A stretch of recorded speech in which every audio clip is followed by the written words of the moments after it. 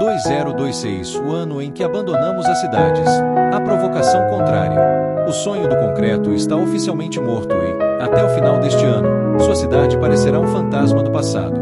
Não estamos apenas deixando os subúrbios. Estamos abandonando a armadilha hiperurbana. Durante mais de um século, fomos ensinados a acreditar que a cidade era o ápice da evolução humana. Arranha-céus simbolizavam progresso. Ruas congestionadas significavam prosperidade.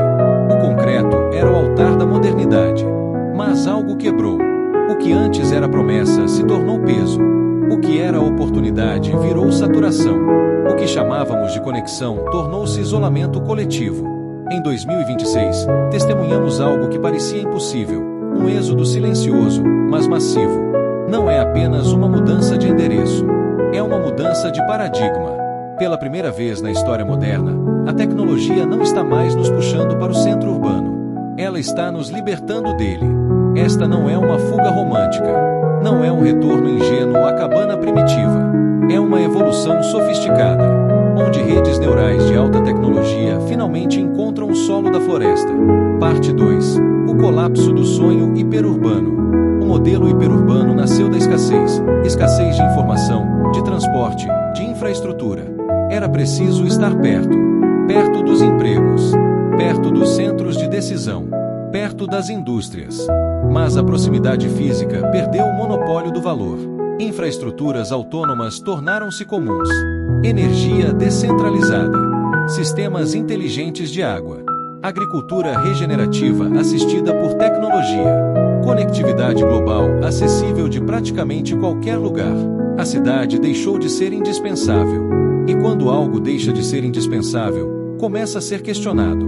A hiperurbanização trouxe eficiência, mas também trouxe poluição crônica, custos de vida insustentáveis, pressão psicológica constante e desconexão biológica. Nosso corpo ainda é o mesmo de milhares de anos atrás. Nossos ritmos são ancestrais, mas nossas rotinas tornaram-se artificiais. O que vemos em 2026 não é um colapso caótico. É uma redistribuição inteligente.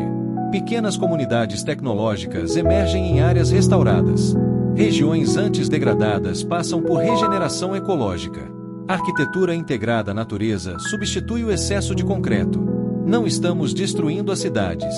Estamos reduzindo sua centralidade. Parte 3. A nova fronteira. Tecnologia enraizada. A grande ironia é esta.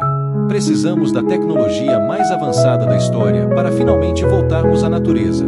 Sistemas inteligentes coordenam logística remota. Sensores monitoram solo, clima e biodiversidade. Infraestruturas autônomas operam quase invisíveis. A floresta não é mais isolamento. É um ponto conectado na rede global. Essa migração não significa abandono da civilização. Significa redefini-la. Menos densidade forçada. Mais equilíbrio ecológico. Menos ruído constante. Mais ciclos naturais. Estamos resgatando nossas raízes biológicas sem abrir mão da inteligência digital. Talvez o verdadeiro avanço não tenha sido construir cidades gigantes.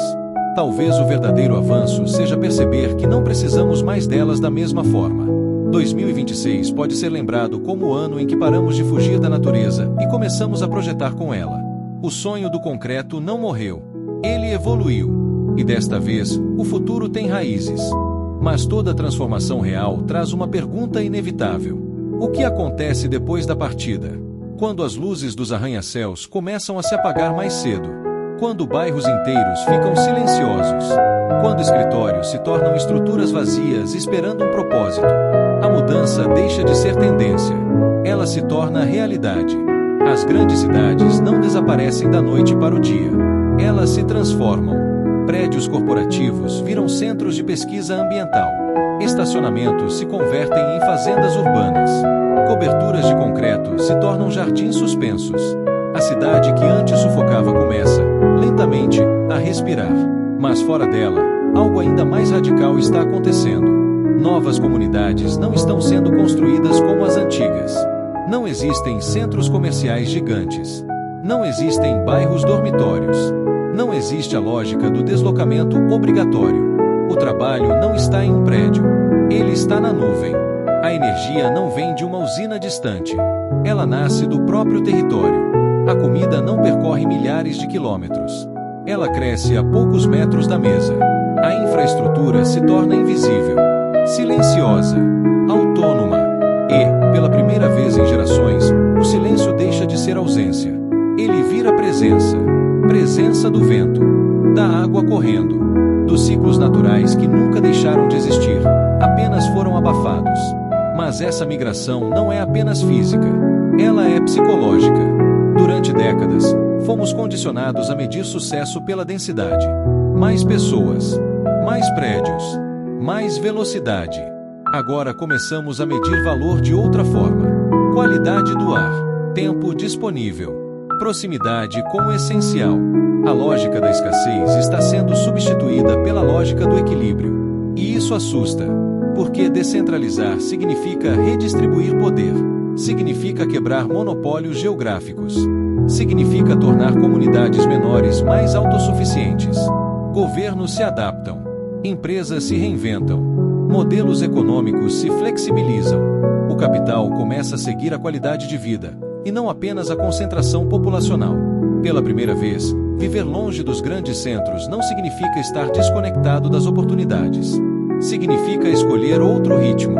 E talvez esse seja o ponto mais revolucionário de todos. Ritmo. A hiperurbanização nos treinou para aceleração constante. Responder rápido. Produzir rápido. Consumir rápido. Mas a natureza opera em ciclos, não em picos. E quando alinhamos tecnologia com ciclos naturais, algo inesperado acontece. Produtividade não diminui. Ela se estabiliza. A criatividade aumenta. A saúde melhora. As relações se aprofundam. Não porque voltamos ao passado, mas porque finalmente usamos o futuro com inteligência. Claro, desafios existem. Nem toda região está preparada. Nem toda infraestrutura é resiliente. Nem toda comunidade consegue se organizar. A transição exige planejamento, educação ambiental, alfabetização tecnológica, consciência coletiva. Não é uma utopia automática. É um processo. Mas 2026 marca o ponto de não retorno. O momento em que percebemos que a concentração extrema não era inevitável, era apenas uma fase histórica. Assim como a Revolução Industrial nos levou às cidades, a Revolução Digital nos permite sair delas. E talvez, daqui a algumas décadas, olharemos para trás e veremos este período como o início de uma nova era.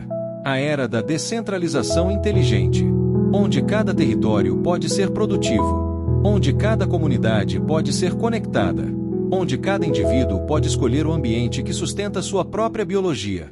Não se trata de abandonar o progresso. Trata-se de redefini-lo. Progresso não como expansão infinita de concreto, mas como integração sofisticada entre inovação e ecossistema. Talvez o verdadeiro luxo do futuro não seja o apartamento mais alto da cidade, seja o céu mais visível. Talvez o verdadeiro status não seja o endereço central, seja autonomia. E se essa transição continuar no ritmo atual, 2026 não será lembrado apenas como o ano da migração. Será lembrado como o ano em que percebemos que tecnologia e natureza nunca foram opostas.